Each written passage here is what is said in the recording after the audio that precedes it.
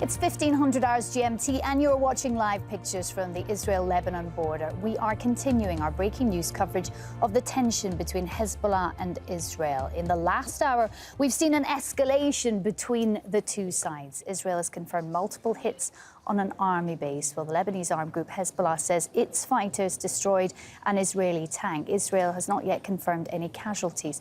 Well, the Lebanese army says Israeli forces have fired at least 40 shells at border villages in southern Lebanon. Let's get some more now from Harry Fawcett. He joins us live from northern Israel. Harry, what is the situation as it stands right now? Well, the very latest that we're hearing from across the border from Lebanese media reports is that the Israeli shelling appears to have died down in recent minutes. There were also reports coming from that side that the targets seemed largely to be in relatively empty areas, relatively close to the border. Now, this all started around just under 2 hours ago now with what the Israeli military said were anti-tank missiles fired at an Israeli military base near the Israeli town or village of Avivim, which is about 30 kilometers away from us here, about 30 kilometers southwest of where we're standing here. The Israeli military said that it took hits in that attack and that it was responding, firing on the sources of that fire and at other targets inside Lebanon. We also heard reports from the Israeli media that aircraft were involved, an airstrike, at least one, was carried out. And so far, although we have no official word on casualties from the Israeli military or the Israeli government, we did hear from a cabinet minister, Yoav Gallant, in one interview saying that he wasn't aware of any Israeli casualties. And we had a similar report coming from Israeli army radio as well. Notwithstanding that, there were reports coming from the other side of the border, from Hezbollah, saying that they had managed to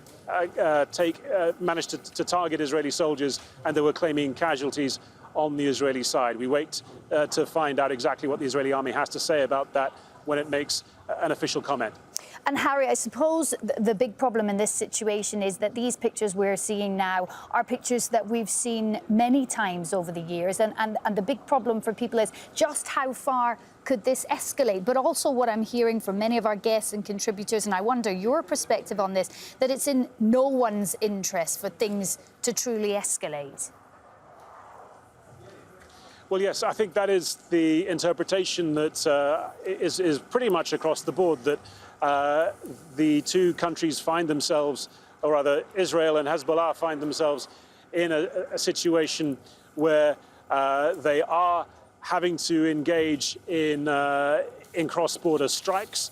Hezbollah is saying that it is doing that because Israel has been escalating its military missions against Iranian interests throughout the region, and in particular in Hezbollah and in Lebanon's case last weekend with an airstrike which was carried out inside Syria, in which 2 Hezbollah fighters were killed, and a drone strike which it attributes to Israel in southern Beirut at a Hezbollah stronghold, where 2 drones came down and explosives were used and caused damage to a Hezbollah building in that part of Beirut. As far as Hezbollah is concerned, that is breaching the rules of engagement that have been in place since the last war in 2006, and that necessitated a military response.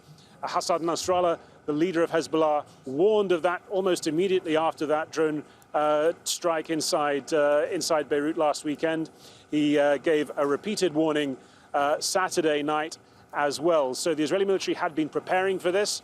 It pretty much knew it was coming, and it is carrying out its response. So there is, I think, an understanding on both sides that there is limited scope for them both to act militarily against each other in this context, and that could well be the end of it. However, once both sides are engaged in such military confrontation, there is always the chance that something bigger than either side intended to might well happen, and that is how the escalation ladder can start to be climbed. Harry, we've also got the situation that in 16 days' time, of course, Israelis will go back to the polls. And how much does appearing to be the strong man, if you like, potentially have to do with what we're seeing happening here? Well, certainly Benjamin Netanyahu has made an art and indeed a science of appealing to Israelis on the basis of their fears about what could await them in terms of confrontation with other actors in this region, and telling them that he is the man with the political expertise, the handle on the intelligence, and Israel is the country with the military might to deal with those potential dangers, and that only he really can be trusted in such a dangerous environment. And that is why he has made that message central to his campaign earlier this year in April, and he is doing so again. And so there has been a good deal of commentary on that basis, saying that perhaps these two things are linked, that Israel's recent escalation in its targeting of Iranian interests around the region, while it says and has brought out apparent evidence to back up its claims of Iranian sort of changing Iranian tactics in terms of what Iran is trying to do in terms of its threat to Israel, saying that it necessitates a more muscular response from Israel. There is always the suspicion, the expectation even, that Benjamin Netanyahu would want to appear to be doing his utmost at this time in the run-up to an election which is crucially important to not just his political legacy, his survival as leader of Israel, but also potentially, given the corruption charges that he's facing come October, when the first of his indictment hearings is due to start, that the position as Prime Minister of Israel could be an important protection to him personally, legally as well.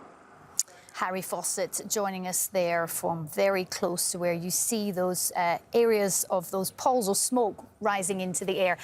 We can tell you we've just received a statement here at Al Jazeera from UNIFIL, that's the UN monitoring mission in Lebanon. And this is what it says, and I quote, "The head of mission is in close contact with the parties, urging maximum restraint and asking to cease all activities that are endangering the cessation of hostilities." So again, echoing what we're hearing here from our contributors and our reporters at Al Jazeera, that the both sides will hopefully try to contain this. Let's get more now from Zaina Khodr, who is out of Beirut for us. Zaina, what are you hearing on your side? Well, like you mentioned, the UN peacekeeping force, which is stationed along the Lebanon-Israel border, they've been holding contacts with both sides to try to de-escalate tensions. Lebanon's Prime Minister Saad al-Hariri has contacted the U.S. Secretary of State Pompeo. He's also in contact with French officials, asking the U.S. and France to try to stop this escalation. And I must say that in the past 10 or 15 minutes, we haven't heard any reports of Israeli shelling. Israel, the Israeli army, retaliated to that Hezbollah attack by shelling border villages, Lebanese border villages. But what the target really was open areas, empty areas. There haven't been any casualties, and the shelling was sporadic. So in many ways, somehow a limited response. Hezbollah did not respond to that shelling, so there was no exchange of fire along the border after that reported Hezbollah attack. But it's clearly too early to say whether or not the situation can be contained or whether the tensions will escalate into a full-blown war. But it is not in the interest of either side. But Hezbollah made it very clear over the past week that it has decided to retaliate. It wants Israel to pay the price for two actions, really. The first, Israeli airstrikes in neighboring Syria, which killed two of its operatives, and it's blaming Israel for sending two armed drones on what it called a suicide mission into its stronghold in the southern suburbs of Beirut. Now, Hezbollah's Manar television saying that there were 4 casualties, 4 injuries in this attack. Of course, we're still waiting to hear from the Israeli side on whether or not there were casualties in this attack, but Hezbollah carrying out its promised retaliation. And I must mention, it's inside Israel. Since 2006 was the last time Hezbollah and Israel went to war. But since then, Hezbollah has retaliated to Israeli actions in Syria. Israel has killed a number of their leaders. They've retaliated in the Shebaa farms. That's a disputed territory along the border. This time it is inside Israel. It's the first time, really, since the 2006 war. Zaina, I'm thinking of this from the perspective of the average Lebanese person. How worrying is it when these incidents potentially escalate? No doubt people are concerned, but we are not getting any reports of people, for example, fleeing southern Lebanon. So no reports of a mass evacuation from that area. So far, for example, Israel has not responded by targeting Hezbollah's southern suburb stronghold, which is a very densely populated area. This has still not happened, but Lebanese have been concerned. They believe that Israel may want to target a number of areas, and the economy in this country is very bad, so it can worsen really the situation. Zaina Hodder there, joining us from Beirut. Zaina, thank you. Let's bring in now to Marwan. Marwan Bishara, I think, in London. Marwan, listening to all of the contributors, what I'm picking up here is, as we said at the start of the show, that escalating this situation isn't in any party's interest. So is what's happening and what we're seeing now this a kind of tactical tit for tat? What is the kind of short-term end game of that? Well, let's just all remind our viewers, at least, that, and ourselves, that it was Israel that started this escalation last week today with a number of operations in Iraq, Syria, and Lebanon, and it broke past understanding of the last dozen years by directly attacking Hezbollah strongholds. So that's what we know, and we're not surprised that Hezbollah responded.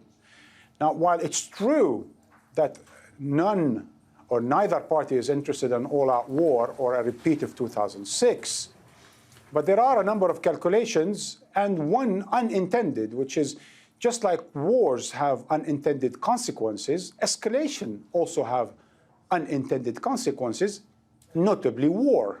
So those who started the escalation and continue the escalation cannot then cry wolf about there's a war, because once you really start inflaming the fire of conflict and of retaliation and counter-retaliation, you lead to war. There's no doubt about that. My sense is that since this was started by Prime Minister Netanyahu, is that Israel has three messages to send, or Prime Minister Netanyahu has three messages to send. One to Iran and Hezbollah, that Israel is watching, that Israel is not accepting that Iran continues to project and to modernize its projection of forces in Syria and Lebanon, and that Israel will act preemptively against any expansion of Iranian influence within the region. The second message is to the Israeli public, and that is Prime Minister Netanyahu is Mr. Security, or Mar Bitachon, as like to call it in Israel, and that Israel could entrust him with its security, and that he'll always be there, making sure preemptively and otherwise that Iran will never, Iran or its allies, or anyone else for that matter in the region, endanger the security of Israel. And the third message, I believe, although it's an implicit one, is to the Trump administration.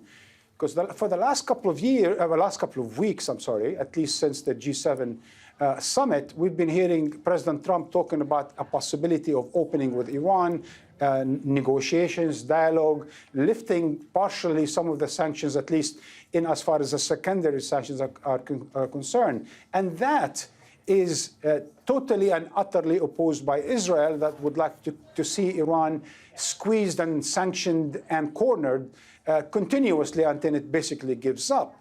So by expanding the area of operation for Israel against Iran, certainly Israel is obstructing the possibility of any minimum normalization between Iran and the West. Marwan, I thought that was an interesting phrase that you used there when you said Israel is watching. I suppose my question is, in this situation, who is watching Israel? I mean, we know that the Lebanese have already been having, I don't know if we can even call them diplomatic conversations on the phone with the French, but who is there in the international community that steps in this situation and watches the actions of both parties, but particularly Israel? You know, I was thinking earlier when I heard about Prime Minister Hariri talking to the French and the American presidents or leaders. I was thinking that when he talks to President Macron, will he be asking Macron about Israel or about Iran? You know, my sense is since a dialogue has started between President Macron and President Rouhani before the G7 meeting, is that now France is trying to play the role of reintroducing or normalizing Iran with the West, especially after the American sanctions. And hence, my guess is that probably President Macron would be putting some pressure on Iran to put some pressure on Hezbollah to tame down the escalation. And any conversation with the United States would probably involve putting the pressure on Israel in order Prime Minister Netanyahu to tame the counter-retaliation. Because if anything, one could assume that if everyone is interested in a limited kind of confrontation, that it already happened, meaning Israel attacked over the last week, and now Hezbollah retaliated, and that should be the end of that. Any more expansion, any more escalation, well, that could have unintended consequences. Marwan Bishara there joining us from London. Marwan, don't go too far. We will continue our coverage here on Al Jazeera on this developing story.